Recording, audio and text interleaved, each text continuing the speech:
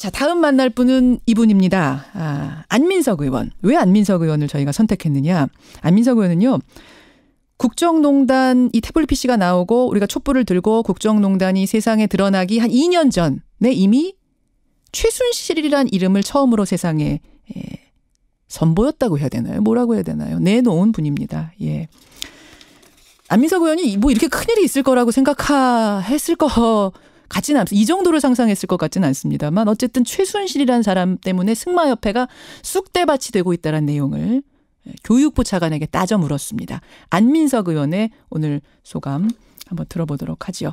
예, 더불어민주당 안민석 의원님 나와 계세요. 네, 안민석 의원입니다. 예, 굵직굵직한 고비를 우리가 많이 넘겼습니다만 오늘 아침의 소회는 좀 더 남다르실 것 같아요. 어떠세요?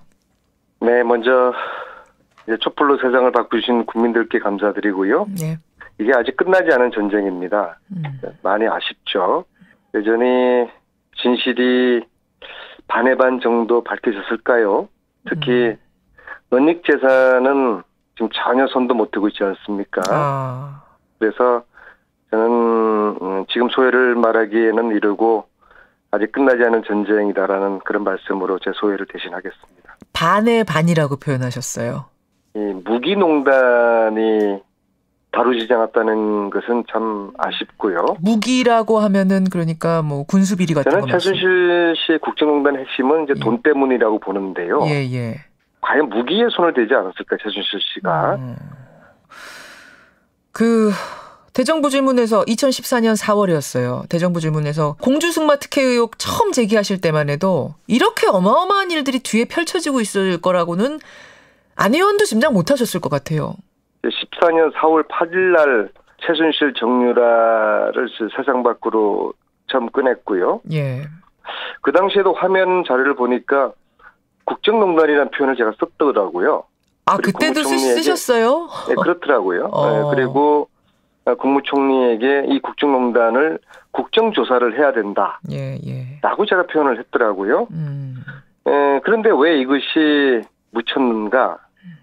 딱 일주일 후인 4월 16일 날 세월호가 침몰되지 않습니까? 세월호 침몰과 동시에 최순실 정유라도 침몰되었어요. 저는 참 이상한 느낌을 받았어요.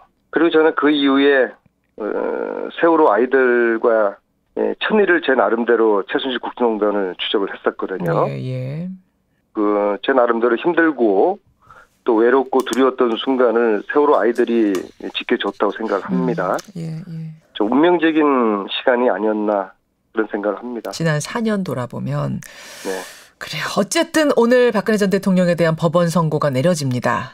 지금 반의 반도 못 밝힌 것 같다라고 말씀하셨는데 근데 이마저도 지금 박근혜 전 대통령 측은 받아들이지 않고 있어요. 재판에도 계속 출석 안 하더니 오늘 선고 날도 출석 안 할 것 같고요. 생중계 결정 났는데 이것도 부당하다면서 가처분 신청, 일부 금지 요구하는 가처분 신청을 하기도 했습니다. 물론 법원에서 각하가 되긴 했습니다만 어떻게 바라보세요? 이 국정농단 이게 참 말도 안 되고 이제 국민을 우습게 보는 이 통치자의 처사 있지 않습니까?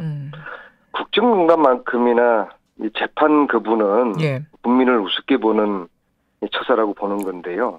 TV 생중계를 금지 요구했잖아요. 이거 역시도 국민의 알 권리를 방해하겠다는 것이거든요. 박근혜 대통령이 정상적인 사고라면 오늘 1심 선고하는 날에서는 본인이 직접 나와서 국민들께 죄송하다는 말을 해야 된다고 생각합니다. 정상적인 사고라면 적어도 오늘은 나와야 된다. 그동안 재판 못 나왔더라도. 그게 정상적이지 않겠습니까? 그리고 국민을 두려워하는 그런 전 대통령의 처신이지 않겠습니까? 적어도 오늘은 나와야 된다. 오늘은 나와야 된다. 맞는 말씀. 근데 나오지 않겠죠. 안 나올 것 국민들을 같아요. 우습게 하니까. 제가 봐도 오늘은 안 나올 것 같습니다. 지금 생중계에 대해서 이렇게 반발하고 있는 상황에서 나올 것 같지가 않은데 그렇다면 얼마나 선고가 내려질까? 일단 검찰의 구형은 징역 30년이었습니다. 최순실 씨는 20년 선고받았습니다. 벌금 180억 원 받았고요. 박근혜 전 대통령은 어느 정도로 예상하세요? 최순실 씨보다는 형량이 많아야 되겠죠. 적으면은 어제 권현철 선임 기자는 그런 얘기 하더라고요. 만약 최순실 씨보다 적게 나오면 최순실이 대통령이었다는 걸 인정하는 셈이 된다. 그런 얘기 하면서 좀 뭐 허탈한 웃음이 나던데. 네, 법이라는 게 그래도 상식을 뛰어넘지는 못하는 거니까는요. 예. 그런데 저는 박근혜 전 대통령의 재판 거부도 형량에 영향을 미칠 것이라고 보거든요. 아, 재판 거부도. 네, 그래서 오히려 어쩌면은 구형보다 더 높게 나올 수도 있다. 보통은 판사에게 이제 괘씸죄로 걸리면은 더 많은 형이 선고되지 않습니까? 그래서 만약에 재판 거부를 참작을 해서 구형보다 더 높게 나올 가능성도 있다고 봅니다. 구형 30년보다 더 높게 나올 가능성도 있다. 뭐 이게 안 되는 일은 아니지만 사실상 흔한 일은 아니잖아요. 이게 지금 뇌물죄가요. 만약에 제가 1억 뇌물을 받으면은 감옥을 10년을 삽니다. 지금 거의 1000억 가까운 뇌물이지 않습니까? 그렇죠. 그러니까 애초에 이게 무기징역도 가능했던 정도의 범죄 행위거든요. 그러니까 기존의 구형량 플러스 재판 거부 이것까지 한다고 그러면은 우선적으로 최순실 형량보다는 결코 낮게 나올 수가 없는 것이죠. 낮게 나오려고 해도 나올 수 없다. 또 괘씸죄에 걸렸기 때문에 구형을 뛰어넘을 수도 있다. 이런 말씀. 아까 오늘 1심 선고 내려진 뒤에도 풀어야 될 과제 무기농단 말씀하셨어요. 무기농단. 네. 사실 이 얘기는 처음 나온 얘기는 아니고 그 국정농단 국면에서도 안민석 의원이 저 뉴스쇼 출연하셔서 여러 번 얘기를 하셨었어요. 네. 근데 더 이상은 밝혀지지 않았단 말입니다. 이거는 안 밝힌 거라고 보세요. 밝히려고 했는데 아무것도 안 나온 건 아닙니까? 아니 둘 다라고 봅니다. 그러니까 애초에 이제 특검의 수사 대상 리스트가 15가지였지 않습니까? 무기 관련된 수사 이거는 15가지 포함되지 않아서요. 특검이 수사를 못했고요.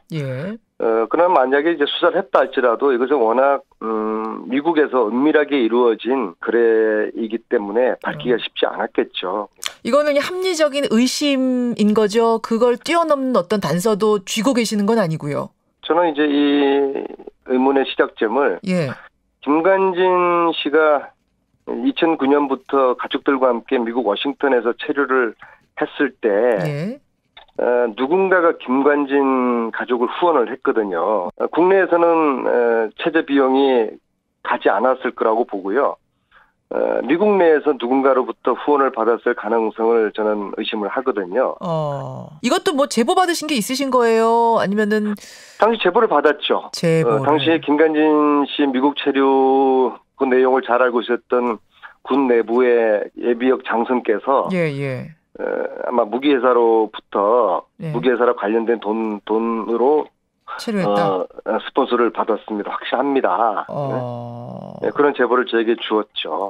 그런데 이제 다 모든 논란의 의혹을 해소하기 위한 김관진 씨가 이제 첫 번째 결자 해제하는 방법은 지금이라도 워싱턴에서 가족과 체류할 당시에 그 비용 송금 내역을 오늘이라도 제출을 해야죠. 알겠습니다. 여기까지 더 풀어야 할 의혹까지 오늘 짚어봤습니다. 안민석 의원님 여기까지 말씀 듣겠습니다. 고맙습니다. 네, 수고하십시오. 더불어민주당 안민석 의원까지 만나봤습니다.